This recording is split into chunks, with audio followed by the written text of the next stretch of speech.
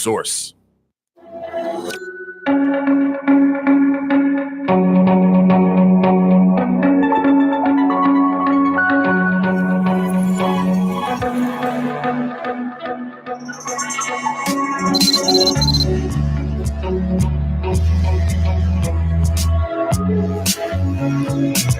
All right, 9 minutes actually, before 10 o'clock. Thank you for tuning in this morning. I was reading this piece the other day for those people who are self-employed and how to create like a retirement fund for yourself if you don't have an employer and you need to do it yourself, or how to avoid certain taxes, etc. And it's always been a mystery to me.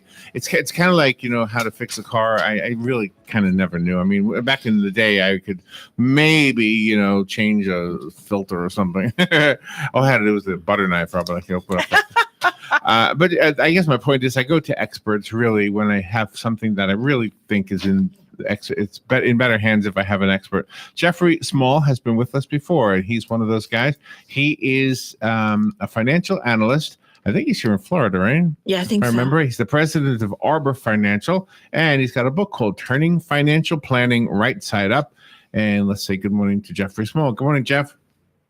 Hey, how are you guys doing today? Well, good. You're in Florida, right?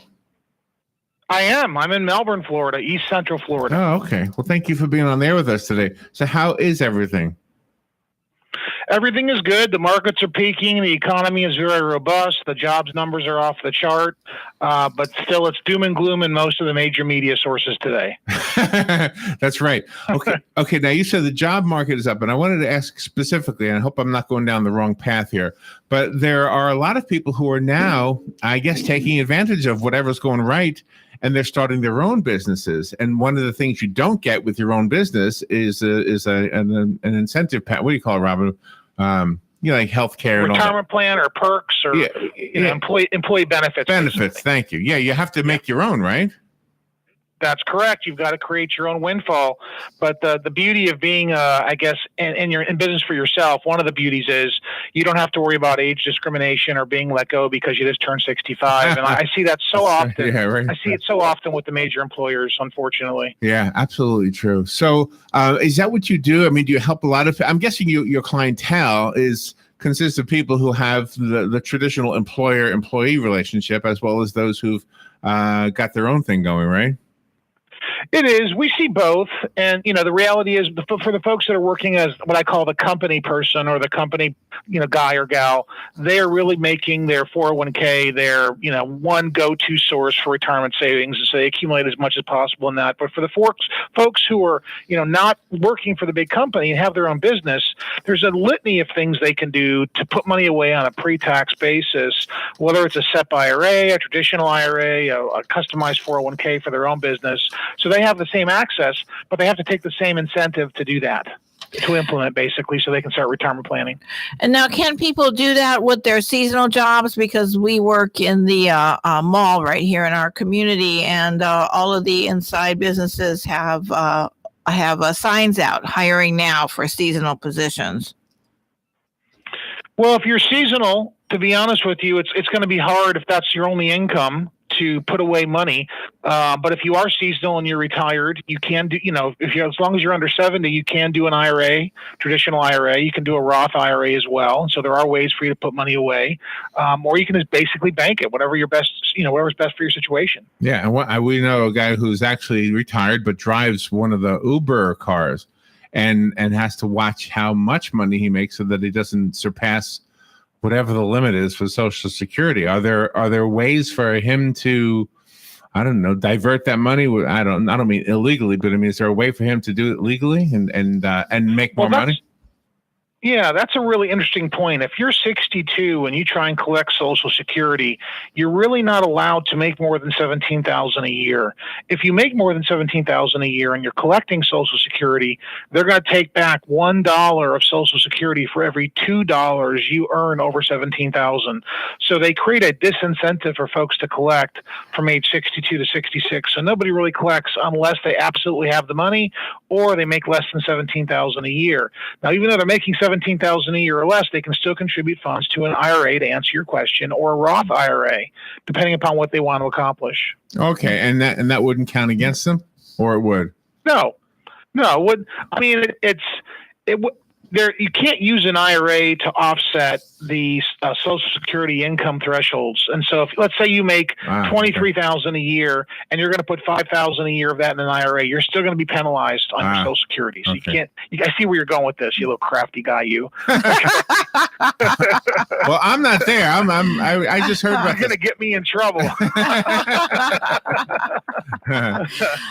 When they figure out when the job numbers are figured out, whether they're high or low, is the factor of illegal immigrants taken into the equation when they do this? Well, the illegal immigrants that are being hired that are under the radar are not factored into the labor force participation or the unemployment rate. They're not really factored in until they get a Social Security number and they've, either been laid off and collected unemployment or whatever. But they are factored in once they finally, become legal and they are, paying Social Security taxes and they have their own Social Security number. So that's when it comes into the equation here. But the illegal immigrants are, taking jobs from a lot of the, ethnicities in our country that we really shouldn't allow. American exceptionalism, though, is still very high. You still can come into this country and get a job, and you can't say that a lot about a lot of other countries out there. And so there's got to be something done. I'm for legal immigration, not illegal immigration. Yeah, I'm with you. It seems like we see eye to eye on that. We have an interesting demographic to this radio audience. We have the University of Florida, so they're obviously mostly young. And then we have the retirees, and they are mostly older folks. Does the information in the book, is it applicable to both groups? Well, I think the information in the book is definitely applicable because the younger folks to my best-selling book, Turning Financial Planning Right Side Up, can learn what other perspectives there are that they're not hearing about in the media. And so when you're in college, you really are broadening your horizons. You want to learn about all perspectives, and you become well-rounded and worldly. That's the first stage of becoming worldly, right? And then eventually your perceptions evolve. So go Gators.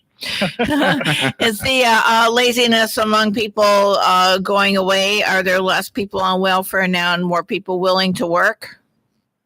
Oh, there's substantially more people to work. We have more jobs available than there are willing people to work, and that's the problem. And the other problem is because we have so many high-paying jobs, we have to import a very large amount of personnel who are highly educated, highly trained into this country because we don't have people to fill the void. And so at the same time, we have lots of attrition occurring in the labor force. We've got 180,000 people a month leaving the workplace to retire because of the age wave and the demographics that we're facing. And that's not just a domestic phenomenon, but it's a global phenomenon, and it's one of the things that we talk extensively about in my book, and how it will actually affect the markets and the economy long term.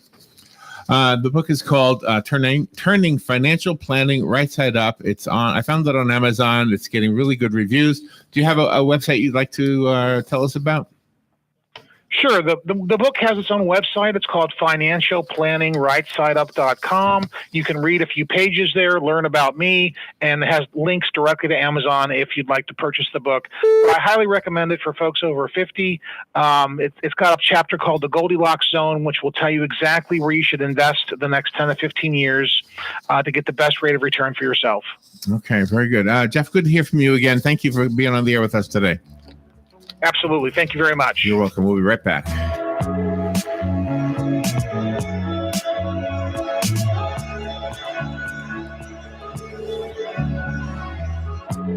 Broadcasting from the Paddock Mall Studios, this is WOCA, Ocala, Gainesville, The Villages, 1370 AM, 96.